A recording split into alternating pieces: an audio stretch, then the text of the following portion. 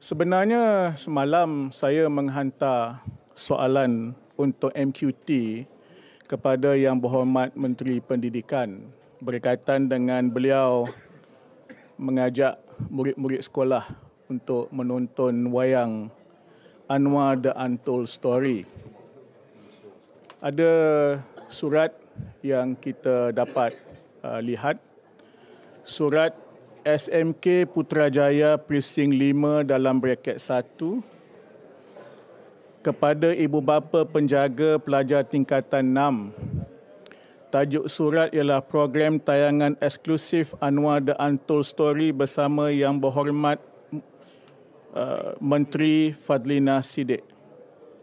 Dengan segala hormatnya, perkara di atas adalah dirujuk.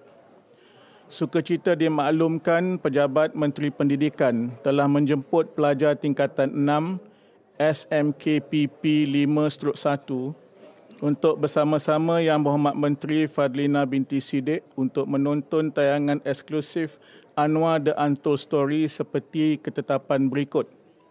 Tarikh 23 Mei, masa 8.45 malam, yakni malam tadi, tempat GSC, 2 malam lepas, tempat GSC Alamanda, kenderaan sendiri.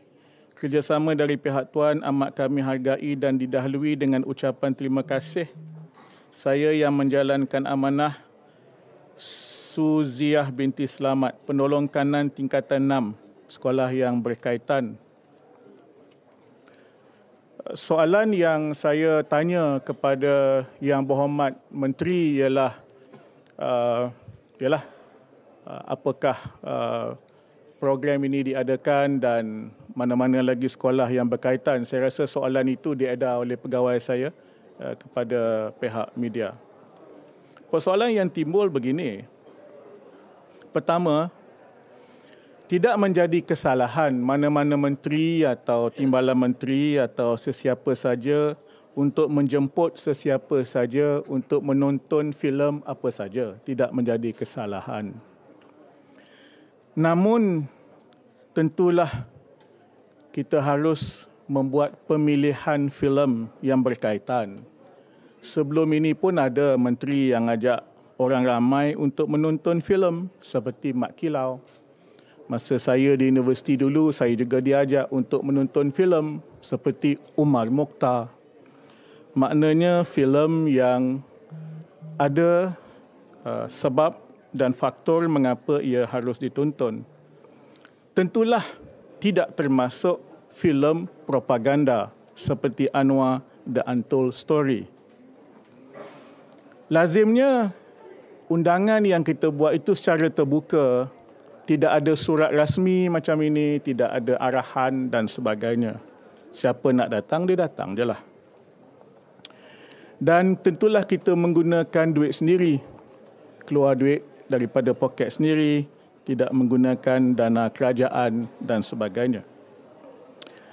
Perkara yang kedua, yang saya nak tanya Yang Berhormat Menteri semasa MQT lah, surat ni betul ke tidak? Okay. Kandungan surat itu betul ke tidak? Jadi saya bagi peluang untuk Yang Berhormat Menteri untuk menjawab dalam parlimen. Dia tak jawab. Sekarang saya tanyalah lagi. Ya.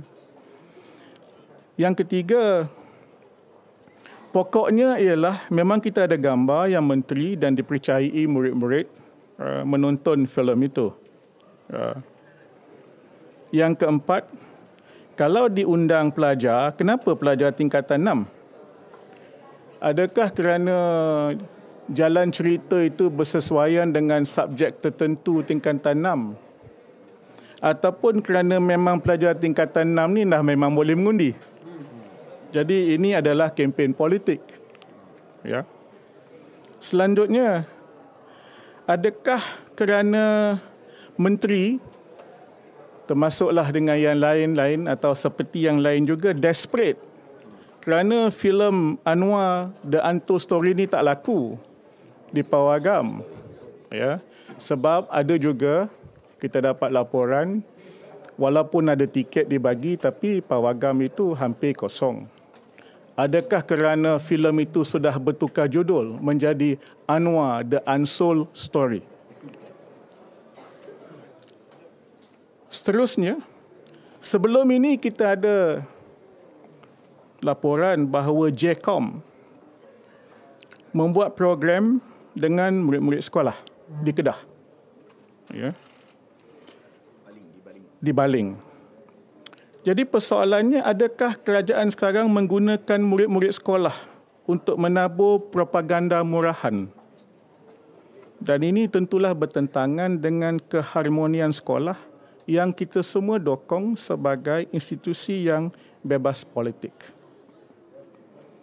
Kami di Perikatan Nasional dalam ucapan-ucapan ketika menjunjung kasih kepada titah ke bawah duli Yang Maha Mulia Tuanku Agong dan ketika bajet mencadangkan pendidikan itu perlu reformasi.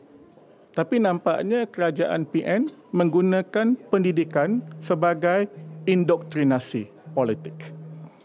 Jadi kenyataan ini kita laksanakan untuk mendapat jawapan daripada menteri.